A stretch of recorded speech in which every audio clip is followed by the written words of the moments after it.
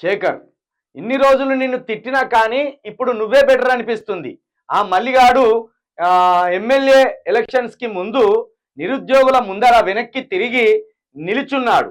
ఎమ్మెల్సీగా గెలిచాక ఎందుకు తిరిగి చూపిస్తున్నాడు, ఎందుకు ముందుకు తిరిగి చూపిస్తున్నాడు. మొత్తానికి ఒకటి అర్థమైంది ఏంటంటే, తీన్మార్ మల్లిగాడు లంగా ఏదో చిల్కా ప్రవీణ్ నిన్ను మేము తిట్టుకున్నాం కానీ తెలియక నువ్వే బెటర్ వానికంటే. ఎందుకంటే అప్పుడు ఇప్పుడు ఒకటే తీరుగా మాట్లాడుతున్నావు నువ్వు చిల్క ప్రవీణ్. అదేవిధంగా వాడు ఎమ్మెల్యే ఎలక్షన్లకు ముందేమో నిరుద్యోగులను వెంటేసుకొని నిరుద్యోగులంతా పోయి కాంగ్రెస్ కోసం ప్రచారం చేయండి, కాంగ్రెస్ అధికారంలోకి రాగానే మీ సమస్యలన్నీ తీరుతాయని చెప్పిండి దొంగ. అప్పుడు వెంట పెట్టుకొని తిరిగిండు నిరుద్యోగులను.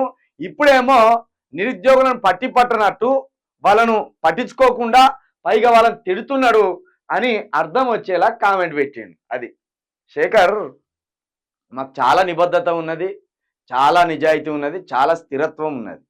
పదవుల కోసమో డబ్బుల కోసమో బ్లాక్మెయిల్ చేయడాలు, లేదా పదవుల కోసమో ఏ పూట కాపూట మాటలు మార్చడాలు ఇవి మా దగ్గర లేదు.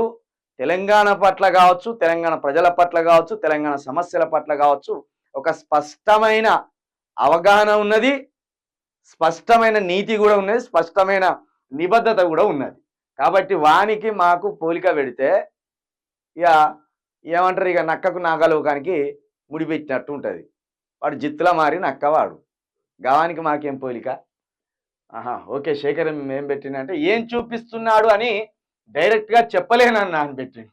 ఇక నువ్వు చెప్పింది అర్థమైంది శేఖర్, మల్లిగాడు ఏం చూపెడతాడు అనేది మాకు కూడా అర్థమైంది. మొత్తానికైతే శేఖర్ నీ కళ్ళు తెరవబడ్డాయి, నువ్వు నిజం అనేది తెలుసుకున్నావు.